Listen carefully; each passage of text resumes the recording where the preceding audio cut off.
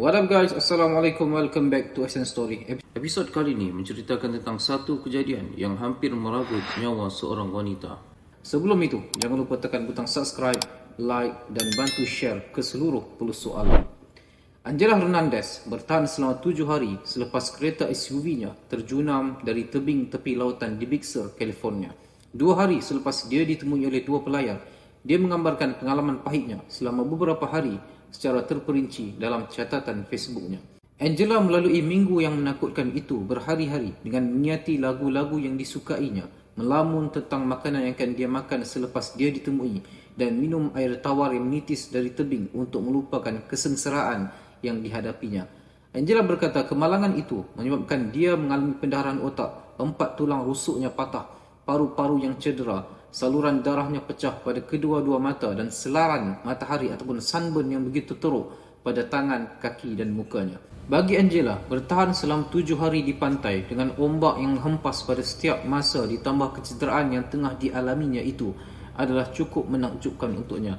Kata Sheriff Daerah Monterey Steve Bernal pada pemberita, Angela adalah seorang pejuang di mana mempunyai keinginan untuk bertahan. Kebanyakan orang dalam situasi itu mungkin tidak akan bertahan selama itu, tetapi dia seorang pejuang dan dia mempunyai keinginan untuk hidup.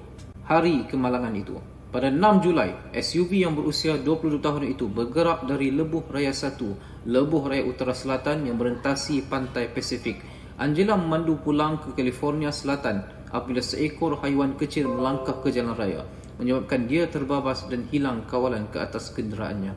Menurut John Togberg, pegawai maklumat awam di Monterey County, California, kenderaan Angela terjatuh 200 hingga 250 kaki ke bawah tebing dan sebahagiannya tenggelam. Angela seakan-akan tidak mengingat kejadian tersebut dan satu-satunya perkara yang dia ingat selepas itu ialah bangun dari tidur. Ketika itu, Angela yang masih dalam kereta merasakan air naik ke atas lututnya dan kepalanya sakit dan mendapati darah banyak di kepalanya. Kenderaannya ketika itu telah pun mati dan semua tingkap tertutup. Kemudian dia bertindak memecahkan tingkap sebelah pemandu dengan alat yang disimpannya di dalam kereta. Setiap tulang dalam badannya sakit dan ketika itulah dia terfikirkan adiknya dan dia mula menjerit nama adiknya. Selepas dia keluar daripada keretanya dan ke pantai, Angela berkata dia tertidur untuk tempoh masa yang tidak diketahui oleh dia sendiri. Pada masa itulah dia akhirnya menyedari apa yang telah berlaku. Dia berdiri di atas kakinya dan merasai kesakitan di bahu, pinggul, belakang dan pahanya.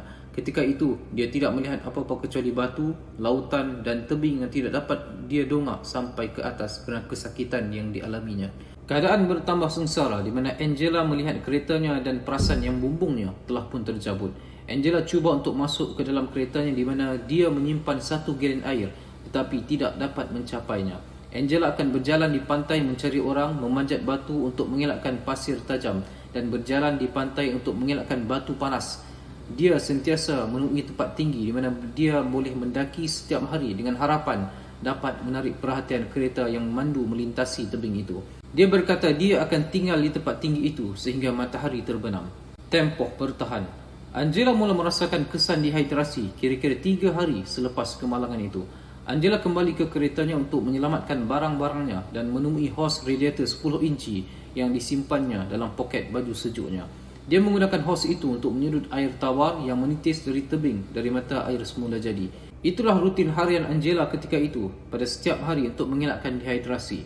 Dia akan berjalan ke atas dan ke bawah pantai mencari kawasan tinggi yang baru dan tidak berputus asa menjerit tolong sambil mengumpul air yang jatuh dari puncak tebing.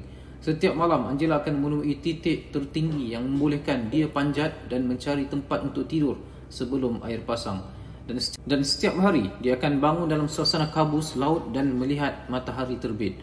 Pada setiap malam, Angela akan bermimpi tentang makanan yang boleh dia makan sebaik saja dia ditemui dan membayangkan wajah orang yang akhirnya akan menemui dia selepas ini. Fasa penyelamatan. Angela Hernandez diselamatkan pada 14 Julai 2018, minggu selepas kenderaannya itu terbabas di dasar tebing tepi lautan di Big Sur, California. Angela berkata pagi itu merupakan detik-detik terindah buatnya. Pada pagi tersebut, dia berjalan ke tempat biasa dan mula melihat segala-galanya sedikit berbeza. Dia tertidur di antara beberapa batu besar. Apabila Angela yang ketika itu duduk, dia melihat seorang wanita berjalan melintasi pantai yang difikirnya sama dalam mimpi seperti sebelum ini. Angela lantas menjerit help dan dia kemudian bangun secepat mungkin dan berlari ke arah perempuan tersebut. Perempuan itu yang bersama seorang lelaki merupakan peluncur yang memutuskan untuk mendaki pada hari tersebut. Pihak berkenaan berkata bahawa mereka mempunyai kawasan yang terlalu luas untuk mencari Angela dan jalan rel sepanjang 50 hingga 60 batu beserta cuaca menghadkan keupayaan pihak berkuasa untuk mencari Angela. Dan kesan tragedi ini, pihak berkuasa menasihatkan pemandu supaya tidak membelok ke arah haiwan seperti yang dilakukan Angela sebelum dia terbabas. Malah lebih baik memukul mereka dan berkorban daripada memandu keluar jalan dan hilang kawalan. Namun begitu, bagi Angela, saat penyelamatannya itu merupakan detik-detik indah dalam hidupnya. Begitulah kisah Angela Hernandez yang terbabas di Big Sur, California. Kita jumpa lagi dalam episod seterusnya. Jangan lupa tekan butang subscribe, like, comment and share. Assalamualaikum. See you guys.